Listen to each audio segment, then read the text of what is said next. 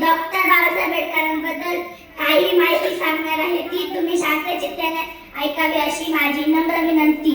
Doctor Babasaheb आंबेडकरांचे जीवन म्हणजे एक संघर्षाचा प्रवास आहे.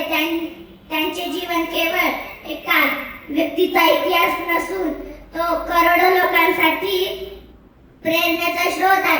डॉक्टर बाबासाहेब आंबेडकरांचे जन्म 14 एप्रिल 1891 मध्ये मध्य प्रदेशातील महू या गावी झाला. अस्पृश्यतेचे चटके सोसूनही त्यांनी जिद्दीने शिक्षण पूर्ण केले. ते त्या काळातील सर्व उच्च शिक्षित भारतीयांपैकी एक होते. त्यांनी त्यांचे शिक्षण कोलंबिया विद्यापीठ आणि लंडन स्कूल ऑफ इकॉनॉमिक्स पदव्या मिळवल्या. 1927 मध्ये 14 तळ्याचे पाणी सर्वांना मिळावे म्हणून त्यांनी लढा दिला.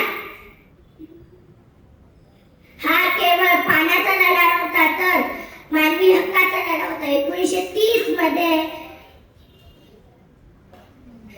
नाशिक येथे काळराम मंदिरामध्ये सर्वांना प्रवेश मिळावा म्हणून सर्वात मोठा लढा पुकारला.